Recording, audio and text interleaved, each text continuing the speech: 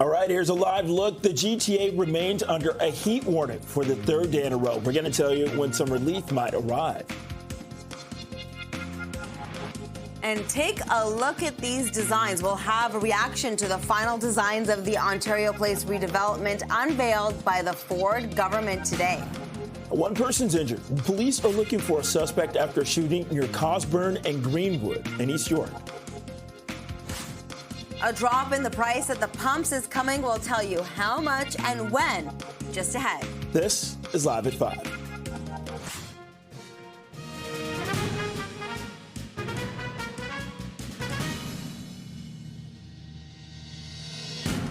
Good evening, I'm Arda Zakarian. I'm Bakari Savage. Welcome to Live at 5.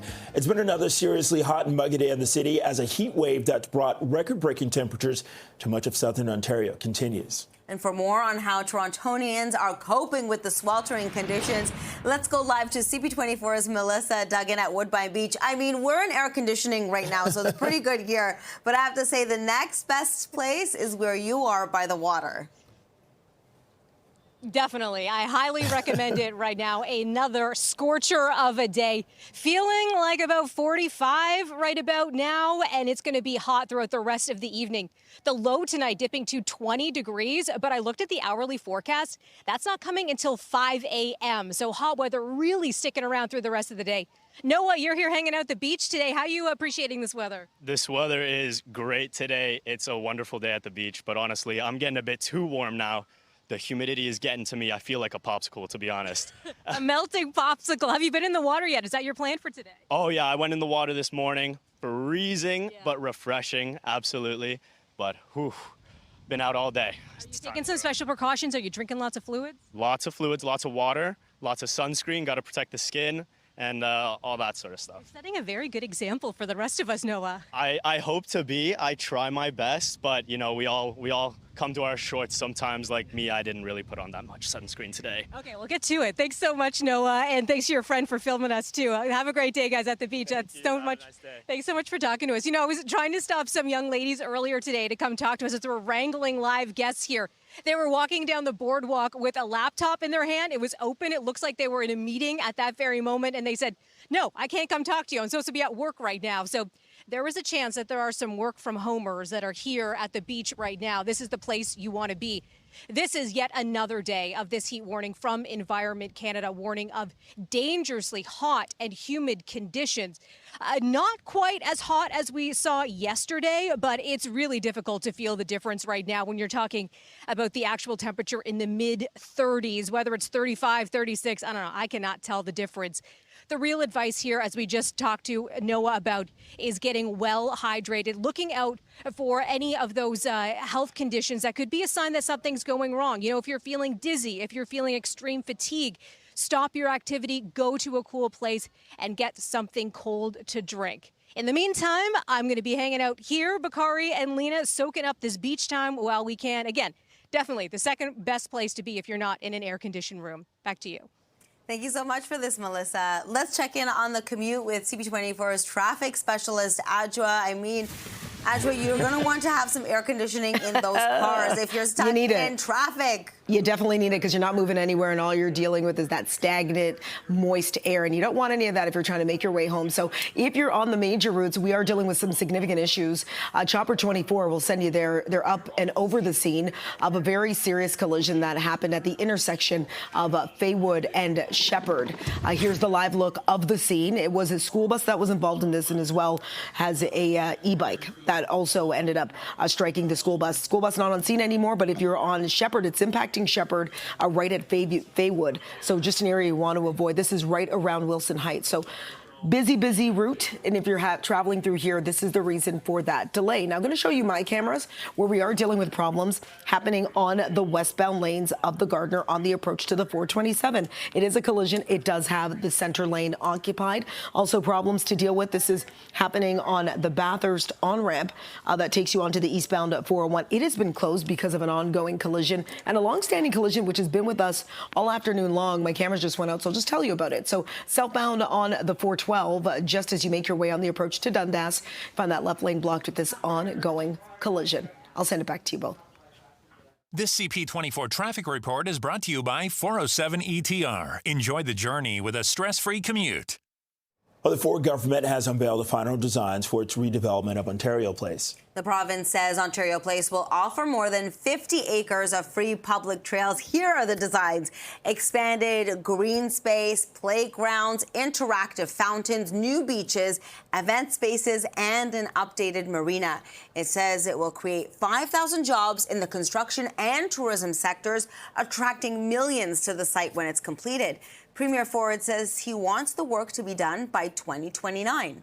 Well, also, this is a rendering of what the new 3,500 spot parking garage is expected to look like. The Ford government says it'll cost less than $400 million. Well, we're going to have a berm at the front. You'll barely even see a parking lot.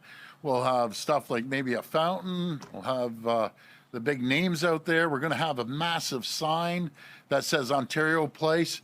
You watch, it's going to be probably the #1 place where people will take pictures. They'll take pictures all over the place, but they're going to be standing in front of that massive, beautiful sign, similar to the Toronto sign at City Hall, but larger, more colorful.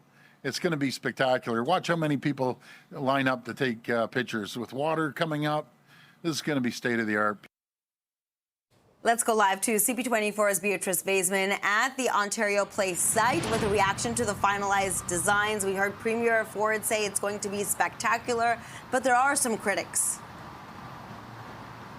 Certainly there are. There have been since the inception of this project, Art and Bakar. You might remember it was 2021 when the Ford government first announced that it had reimagined what Ontario Place would look like, what the concept would be like, kind of this one-stop shop for not only Torontonians, people from Ontario, but from all over the world to come here to Toronto's waterfront to be able to enjoy multiple attractions in one location. Those attractions including the all-season concert venue, kind of a reimagined Live Nation Budweiser stage.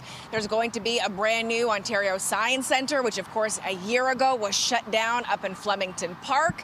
There's going to be 50 acres of green space, which is going to include the trails, marinas, water parks, and the controversial spa, of course, along with playgrounds for families to enjoy as well. But as you heard the Premier, they're talking about this $400 million parking garage. That's a new component here to these plans. Previously, the plan was to put it across the street in an underground garage on the exhibition grounds. That was certainly what the city wanted the province to do. And today we saw these new designs, a 5-story parking garage for 3,500 spots. Critics are saying it's going to be an eyesore. Here's more from the co-chair of Ontario Place for All. We've been trying to follow what's going on with the parking garage negotiations because initially they were in discussions with the city to put the parking garage at Exhibition Place, but it was always going to be a hard sell because it actually was a little too far away from the entrance to the Therma Spa project. So it's interesting that they have just decided to bite the bullet and build this above ground kind of monstrosity. It's it's going to block views of this project from the lakeshore and from the city, and sort of cut it off from the rest of the city and the Exhibition Place.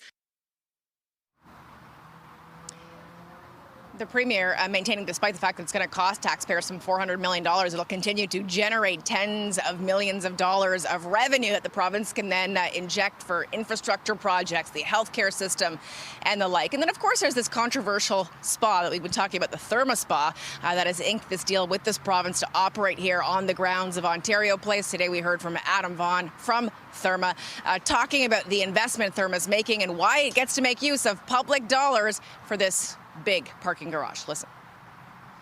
We are investing well over $1 billion in capital to construct our process, and then we're paying maintenance fees on the public park that's being constructed. And that's the other good news today, is that close to 50 acres more parkland on the waterfront is being delivered.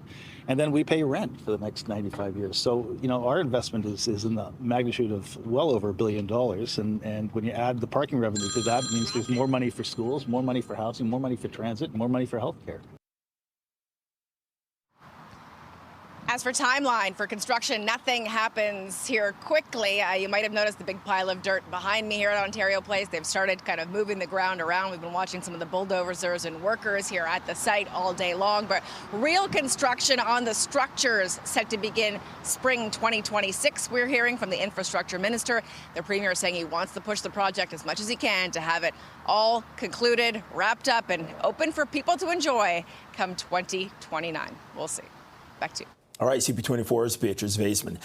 Right now it's 5:10, 34 degrees, feeling more like 42 outside. This is Live at 5. Coming up, a Toronto police officer has been found guilty of misconduct for failing to properly investigate threats made to a woman who was killed days later. That's coming up. Stay with us.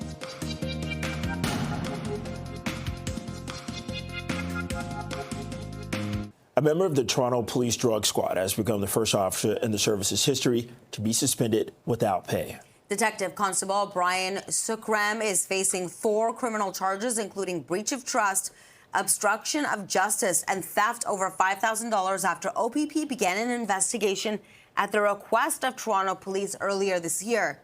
Sources confirmed to CP24 that these latest charges relate to Sukram's arrest last July in Mississauga, where he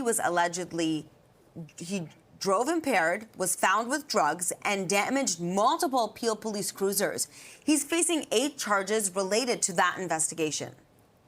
In a statement from Toronto Police Association President Clayton Campbell reads, as a labor organization representing more than 8,500 members of the Toronto Police Service, it is our responsibility to ensure that our officers are treated fairly throughout criminal or disciplinary processes. We are aware of the charges laid against Officer Sukram, and given this matter is now before the courts, we will not provide any further comment. Well, a Toronto police officer has been found guilty of misconduct for failing to properly investigate threats made to a woman who was killed days later. 23-year-old Daniela Malia was fatally shot in the parking lot of a building on Jane near Chalk Farm on August the 18th, 2022. 3 days before her death, she called police to report that her former boyfriend had been threatening and harassing her via text messages. Documents show Constable Anson Alfonso spoke to the man for 3 minutes and took no action to protect Malia, chalking it up to, he said, she said situation. He pleaded guilty at a police tribunal to failing to conduct a proper investigation. Today we learned he will have his rank reduced to second-class constable for 18 months and attend more training. Well, Toronto Police Association President Clayton Campbell also released a statement. This reads, quote, we have said from the beginning that our responsibility is to ensure our members are treated fairly throughout criminal or disciplinary processes. We are aware of the sentence given to Officer Alfonso. Any next steps will be decided by the officer and his counsel.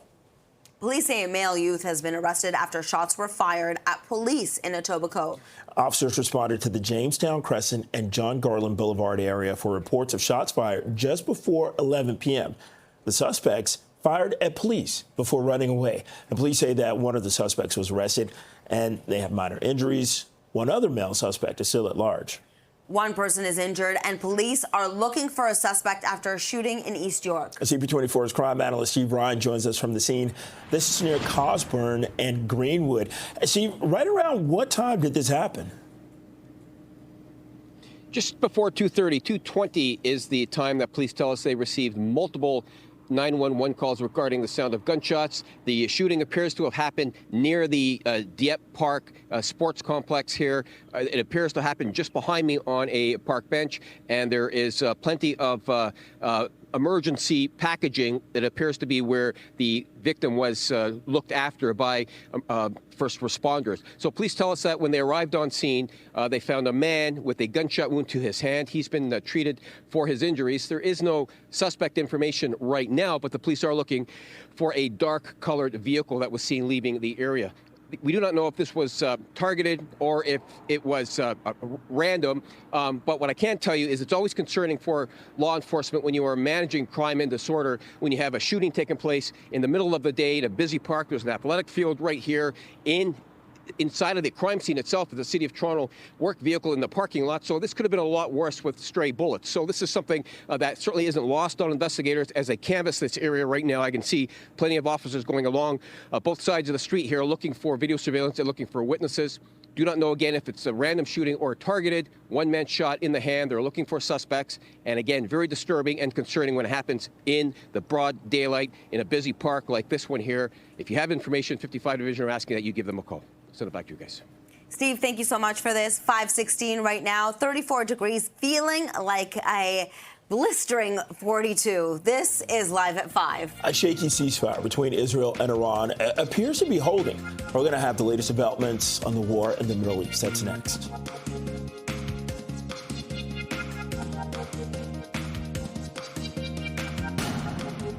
Welcome back. An early U.S. intelligence report suggests U.S. strikes only set back Iran's nuclear program by a few months. Yeah, this is coming as a shaky ceasefire between Israel and Iran appears to be holding. The CP24's Andrew Brennan is following this story and joins us live with the latest developments. Andrew. Yeah, Lee, we just heard a few minutes ago, actually, about this leaked report. Arda Bakari, some of the things in it, essentially saying that while the U.S. President Donald Trump has said that these nuclear sites were flat out destroyed, they were not, according to this assessment. The White House is actually saying that this leaked report is flat out wrong, defending the American president's statements thus far. And speaking of American statements, or the president of America's statements, he had a rather cutting one with expletive language used today. Let's show some of that. You know what? We basically have two countries that have been fighting so long and so hard that they don't know what the they're doing. Do you understand that? The American president clearly irate over what he says are both sides not respecting the ceasefire that he announced and had it put in place overnight yesterday. Now, with all of this in mind, the question that a lot of world leaders have been having is what's coming next. According to our prime minister, sitting down with CNN, Mark Carney says that what's coming out of Tehran is Iran seemingly signaling a return to potential diplomatic relations. Listen to this. It gives an opening for diplomacy. I think that's the right way to put it. And the question is, does that diplomacy really get traction and move to ending this risk of nuclear proliferation? And does it lead as well to broader, a broader ceasefire in the Middle East, including in Gaza? That being said, in the last few hours, Bakari, Arda, we've heard from not just in Iranian airspace of alerts for potential drones, which the State Department there has denied, but also in Israel with drones being shot over the Red Sea not long ago, suspected to be from Iran. That being said, right now, the ceasefire does appear to be tenuously holding. Back to you both. Thank you so much for this, Andrew. Moving on to some good news. Gas prices are set to drop at midnight. Okay, for more on this, we turn to CP24's Phil Perkins for a close look at what's bringing the prices down and when can we expect all of this to happen? Because, Phil, I kind of need to fill up, okay? Yeah, I think a lot of people do, especially we're entering, peak summer driving season, and I can't believe it, but the Canada Day long weekend is this weekend. I truly cannot believe that. And we do understand that gas prices are supposed to be dropping by 5 cents tonight to $1.38.9. Could go as low as $1.30 by Friday. Again, this ahead of the Canada Day long weekend. So if you're, the engine light is on, you got like 87 kilometers left to go and you don't commute that much, maybe just chill out, pack some patience, maybe wait, if you can, wait until Friday. I know it's Tuesday, so it could be tough. But however, while it's good news for people who do plan on hitting the road this weekend over the next couple of days, it is tied very much to what Andrew Brennan was talking about, and that is the continued unrest in the Middle East between Iran and Israel. We heard from the president for Canadians for Affordable Energy, Dan McTeague. This is what he had to say about the fluctuation in prices. If President Trump is correct, there is a truce, at least a ceasefire between Iran and Israel, and there is no further evidence of this matter escalating, then we're returning, Jamie, to exact same prices we had 2 weeks ago, both in terms of oil. Oil's now down to $64 a barrel. Yesterday morning, it was up to $75 a barrel. And we've seen gasoline drop off about 10, 12 cents a liter. So what that really means is that tomorrow we're going to see a savings of about 5 cents a liter for gasoline here in the GTA. Now, again, despite what happens in that region, on our side of the world, we only 25% of our oil comes from there. However, it was a very different story, and they continued unrest. Well, when it started, actually, between Russia and Ukraine, we use a lot more from that part of the world, and gas prices at that point jumped to $2.15 a liter. So just another example that we're all connected. Arda and Bakari, what happens there affects us over here on the other side of the world. Back to you. CP24's Phil Perkins. Thanks, Phil.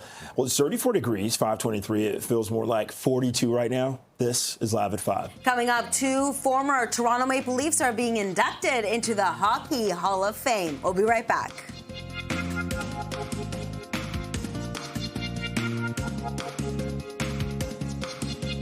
Welcome back. 2 former Toronto Maple Leafs are being inducted into the Hockey Hall of Fame.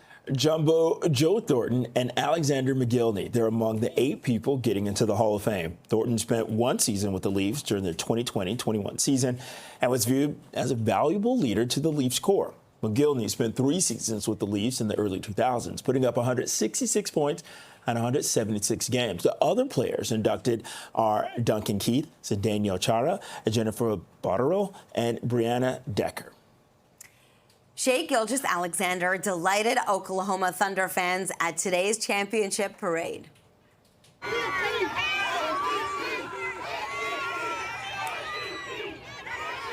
Okay, so pay close attention to this video because he spent time signing autographs and taking pictures with fans, which you see all while wrapped in a Canadian flag.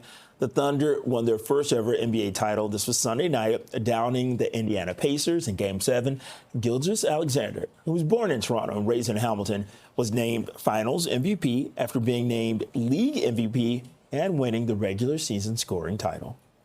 So great. Well, that's one way to wear the Canadian flag. It's 5:27, 34 degrees, feeling like 42. This is Live at 5. And for the 3rd day in a row, the GTA remains under a heat warning. It's felt between 40 and 45 with the Humidex. We're going to take a look at how Toronto residents are keeping cool.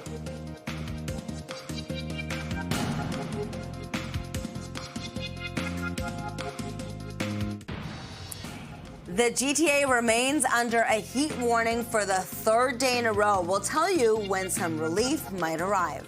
And we're going to have reaction to the final designs for the Ontario Place redevelopment unveiled by the Ford government today.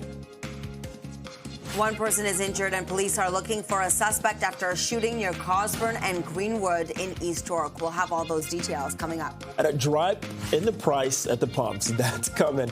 We're going to tell you by how much and when. That's straight ahead. This is Live at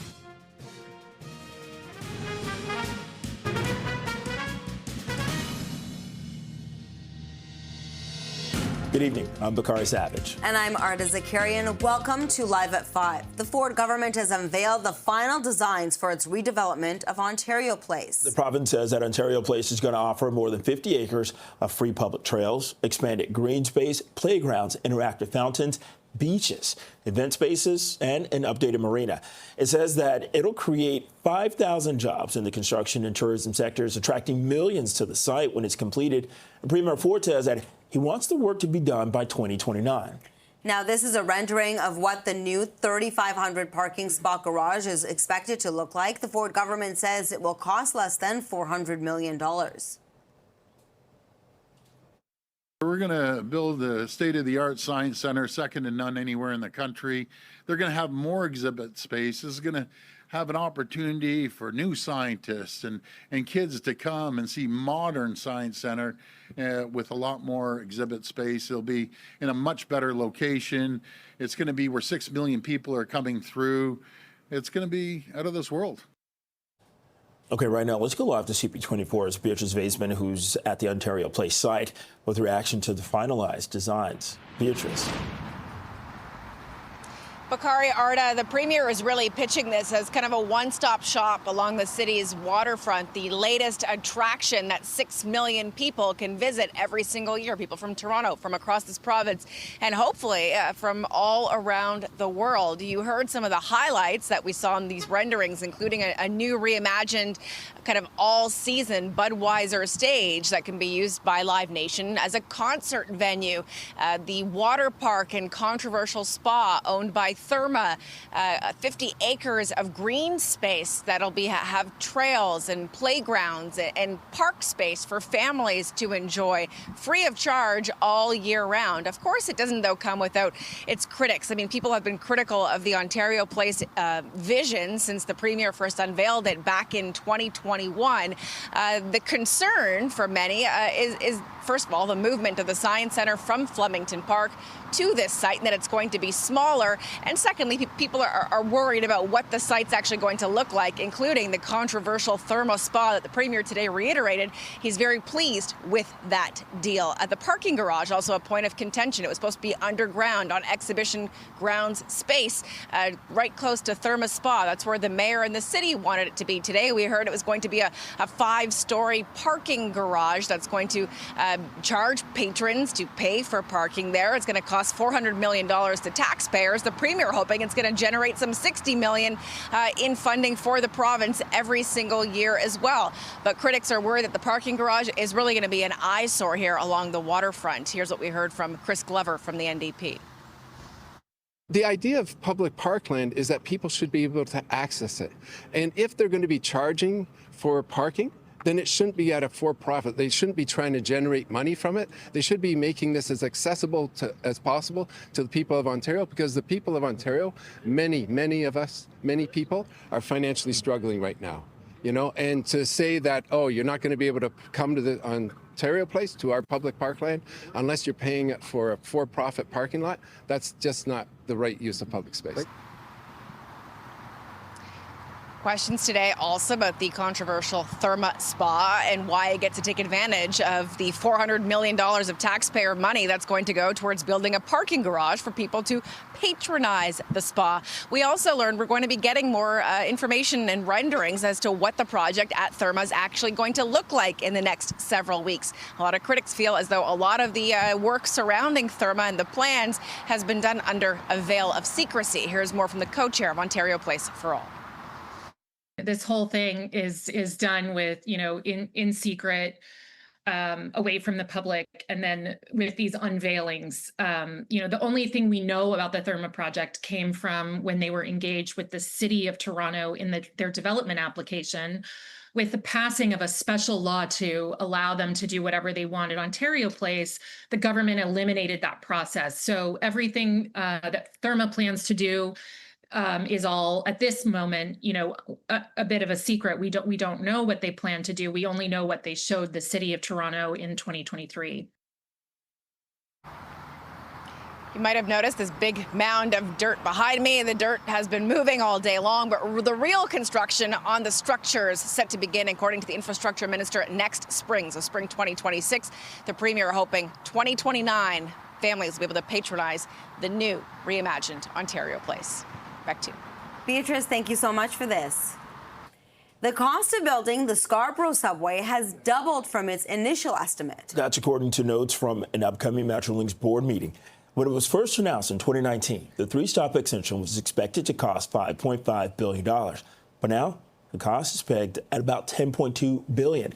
Metrolinx says, unlike the initial estimate, the revised number includes costs outside of construction like property acquisition, engineering advisors, installation, and testing. It also includes design and commissioning of all rail and track components and the addition of an extra track at Kennedy Station. Premier Doug Ford says despite the bigger price tag for the project, the province will keep pushing forward with building transit. We're building the Ontario line, which is great. We're doing that Scarborough subway line. We're doing the Eglinton West. Finally, the crosstown is moving forward now. They're under training. It's been handed over to the TTC, which is fantastic. We're building the Huron-Ontario line, Hazel McCallion line, building the LRT out in Hamilton. This province has never, ever, this country has never seen a building like this before. North America hasn't. It's the largest subway expansion in North America, and we're going to continue building nonstop. The project is going to extend Line 2 from Kennedy Station to Shepherd Avenue and McCowan Road, but service is not expected to be up and running until 2030. A long time away. Let's check on the commute now with CP24's traffic specialist, Adjoa. I guess home also is a long way away if you're in this traffic. It is. It's a very, very far way away. So patience is what you're going to need. Pack maybe 4 suitcases of patience just to get to where you need to be. We're dealing with a laundry list of problems this hour. We're going to start with issues happening on the QEW Niagara bound as you make your way through Appleby line. Multi-vehicle collision following a transport, HOV, and those 2 left lanes blocked with this crash. So trying to get in towards Burlington, pretty backed up already from well before Burloak. Headed towards the westbound lanes of the Gardner. This is just on the approach to the 427. We have that center lane blocked. That is following an ongoing collision. New problems just coming into the traffic desk. This is on the 427 as you make your way southbound in the express, just south of Rathburn. Right lane and shoulder blocked following another collision. We have a stalled transport truck. This impacting the drive on the westbound 401 in the collectors through Leslie. You'll find that right lane and shoulder is occupied. Also problems on the northbound lanes of the 410 just as you make your way on the approach to Steele. Center lane blocked with another stall, and it looks like problems are going to be wrapping up. This is the southbound 412 right at Dundas. It was been there all afternoon long. It was a serious collision involving a motorcycle. Left lane is still occupied, but getting the word that things are going to clear. Outside of camera view, we are still dealing with problems on city streets. Serious collision has westbound Shepherd blocked at Baywood. So yes, a lot of problems happening. I'll send it back to you both. All right, thanks, Adj. You're welcome. Okay. Listen, it's been another seriously hot and muggy day in the city. This is a heat wave that's brought record-breaking temperatures to much of southern Ontario. It's still continuing. And we can't complain too much, Bakari. We're really nice and comfortable here For now. in our studio for now, unless the air conditioning breaks. Then we have problems. But for more on how everyone in our city is coping with the sweltering conditions, let's go live to CP24's Melissa Duggan, who is at Woodbine Beach. I mean, getting that breeze off the water is going to be a relief in this heat. Oh, you need it today, Arda, that's for sure. How's it going in there in that air-conditioned studio? This is, as we've been saying all day today, the second best place to be to cool down as we are still dealing with that Environment Canada heat warning for yet another day. It might feel inescapable. It is going to be another hot one overnight, but then temperatures start to cool down just slightly into tomorrow. By Thursday, finally, that is when we're going to see some relief, possibly some wet weather coming our way, which will feel fantastic after these hot, humid, dry conditions. It's feeling, in the mid-40s when you factor in that humidex. We're slightly cooler than it was yesterday, but I don't know if you could tell the difference. It is still a scorcher out here. And Woodbine Beach, it is the place to be. Very busy today. I'm very impressed by people playing volleyball in this scorching heat as well. Lots of sports out here. We're seeing people zip around in jet skis as well. Now, if the lake isn't quite your thing, city pools once again going to be open late tonight while that heat warning is in effect. So there are 8 of them. Go to the city's website to find them all listed there. They'll be open until about 11:45. The city saying that they are adding more staff after we saw that shortage of staff. Those reports about incidents on Sunday with some pools being closed, so they're trying to remedy that. I can tell you, I was at Sunnyside Pool last night till about 11:30, reporting live on CP24. It was a busy place, but people sure seem happy there, being able to cool down with all of this heat. I have been talking to people here at the beach today. They're telling me, yes, they are staying very hydrated at this point, and they definitely made a point to come here specifically so they could cool down. And they've also been telling me if you jump in that lake, woo, that is a real temperature plunge to that core temp. You don't have to spend much time in the lake to finally cool down before you get out again. But again, we are going to see another warm one tonight. It was a warm one last night. We saw the low go to 25. Tough one to sleep through. Tonight, Arda and Bakari, we are expecting a low of 20 degrees, but we're not going to reach that until 5 a.m. So another tough one if you don't have air conditioning. But again, we are going to see things start to cool down into Wednesday and really by Thursday. That's where we're going to start to see some of that relief. Until then, though, Arda and Bakari, hop down to the beach. Nice place to be after work today. Back to you. All right, coming to us live from Woodbine Beach, CP24's Melissa Duggan. Thanks, Melissa. It's 5:41, 34 degrees. This is Live at 5. Coming up, a Toronto police officer has been found guilty of misconduct for failing to properly investigate threats made to a woman who was killed just days later. That's coming up. Stay with us.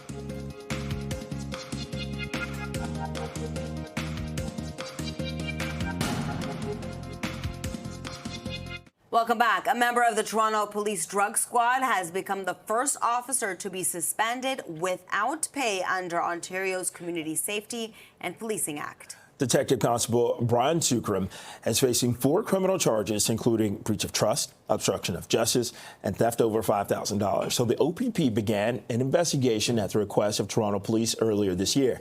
Sources confirmed to CP24 that these latest charges relate to Sukram's arrest last July in Mississauga. That's when he was charged with multiple offenses, including failure to stop after an accident, impaired driving, and possession of methamphetamines and cocaine for the purpose of trafficking.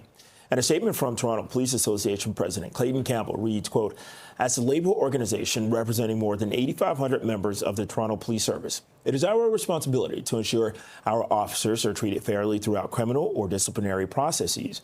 We are aware of the charges laid against Officer Sukram, and given that this matter is now before the courts, will not provide further comment. A Toronto police officer has been found guilty of misconduct for failing to properly investigate threats made to a woman who was killed days later. 23-year-old Daniela Malia was fatally shot in the parking lot of a building on Jane near Chalk Farm. This was in August 18th of 2022. 3 days before her death, she called police to report that her former boyfriend had been threatening and harassing her via text messages. Documents show Constable Anson Alfonso spoke to the man for 3 minutes and took no action to protect Malia, chalking it up to a he said, she said situation. He pleaded guilty at a police tribunal to failing to conduct a proper investigation. Well, today, we learned that he will have his rank reduced to second-class constable for 18 months and must attend more training. Police are looking for a school bus that they say did not remain at the scene of a serious collision in North York this afternoon. Yeah, the collision involving a moped. This happened at Shepherd Avenue and Faywood Boulevard, east of Dufferin Street, just after 3 o'clock. So the moped rider was rushed to hospital by way of an emergency run, and there's no word on his condition. One person is injured, and police are looking for a suspect after a shooting in East York. CP24's crime analyst Steve Ryan joins us from the scene near Cosburn and Greenwood. Steve, can you walk us through what happened here?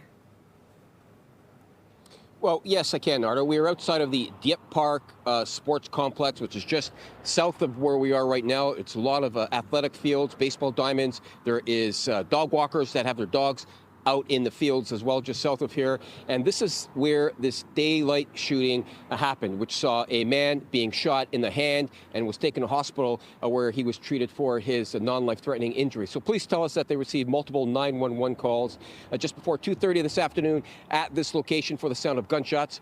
When they arrived on scene, they found that man who was treated for his injuries. We do not have any suspect information right now, but the police are looking for a dark-colored vehicle that was seen fleeing the scene. So officers are up and down this neighborhood here right now and across the street, canvassing, looking for witnesses or looking for home video surveillance, which might help them provide clues with regards to what happened here. Now, this happened in daylight. It happened when there was a lot of people walking along the sidewalk, others in the park here. Always concerning for law enforcement when you're managing crime and disorder, when you have shootings that occur randomly in open areas, because you always fear the risk of some other person being struck with a stray bullet. So we do not know if this was targeted or if it was a random shooting, but nonetheless, where it happened here in this public park is certainly concerning for investigators. And the 55 Division are asking that if you have information pertaining to the shooting or you saw something that you found to be suspicious, you are being asked to give the police a call. Send it back to you guys.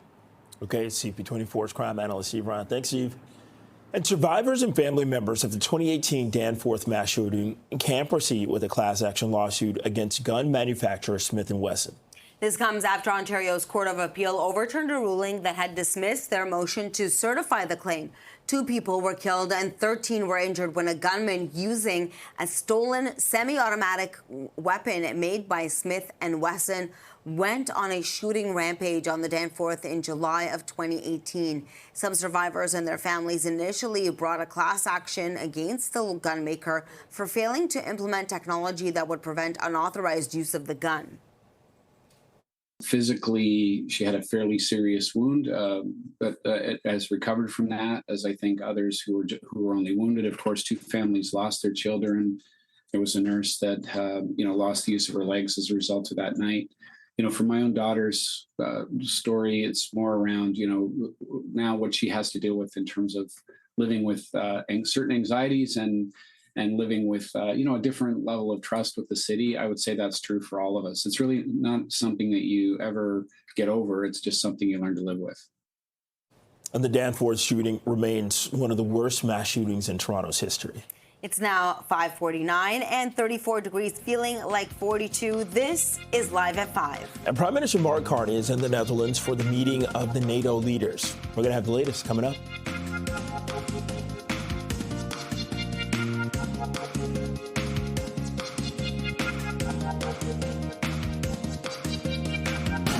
Welcome back. Prime Minister Mark Carney is talking about NATO spending targets as the group's annual Leader Summit gets underway in the Netherlands. The leaders are debating how much to hike the alliance's spending target.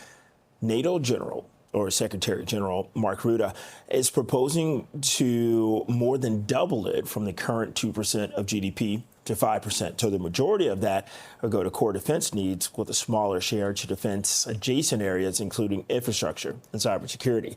Carney says 5% of Canada's GDP would amount to about $150 billion per year. According to NATO, Canada spent $41 billion on defense last year. Gas prices are set to drop at midnight. Okay, let's turn to CP24's Phil Perkins for a closer look at what's bringing down the prices at the pump. Well, Bakari and Artie, that's right. They're going to be dropping by 5 cents tonight to $1.38.9. Could be as low as $1.30 heading into the Canada Day long weekend. I can't believe it's already here, probably because June was so cold and rainy until this week. But yes, it is just around the corner. And while we're reaping the benefits here, it is very much tied to the unrest in the Middle East between Israel and Iran, when the two countries were trading missiles and drone attacks. We saw gas actually go up to $1.43.9, but now they're under this 24-hour ceasefire. Hopefully it is actually official in 24 hours. We understand U.S. President Donald Trump was very explicit in his displeasure with what he called violations between the two countries, but it seems that as of last check, President Trump has said that at least Israel is turning its jets around, that this should eventually be official. So on a much lighter note, the cause and effect, the effect here is that gas prices by Friday should be around $1.30. We spoke with the president of Canadians for Affordable Energy, Dan McTagan. He talked about some strategy when it comes to filling up at a cheaper price. It's a long weekend. Hold off until Thursday, because I'm seeing another 4-cent decrease coming. So that would put prices here in the GTA, which are at about $1.43, $1.44 roughly, down to $1.38, $1.39. It'll be $1.34, $1.33 by the weekend. And it gets better, Jamie. I don't do this very often. Wait till after 6 p.m. here in the GTA. You'll always find gas stations drop their retail margin by 5 or 6 cents a liter. We could see a lot of prices drop below $1.30 by Friday. So again, just another example of just how small this world is, Arda and Bakari. Something happens somewhere else on Earth, and then it affects, how much we pay to fill the pumps on Canada Day long weekend. Back to you. Thank you so much for this, Phil. It's 5:55, 34 degrees, feeling like a very hot 42. This is Live at 5. Well, Toronto is now home to Canada's one and only super tall building. We're going to tell you how it earned that designation next.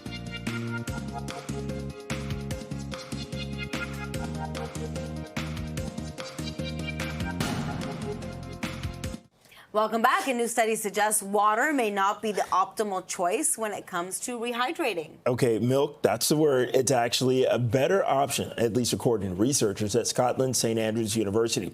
They say that milk keeps you hydrated longer because the sugar, fat, and protein in it slow the emptying of fluid from the stomach. It also has sodium, which acts like a sponge in the body and holds on to water.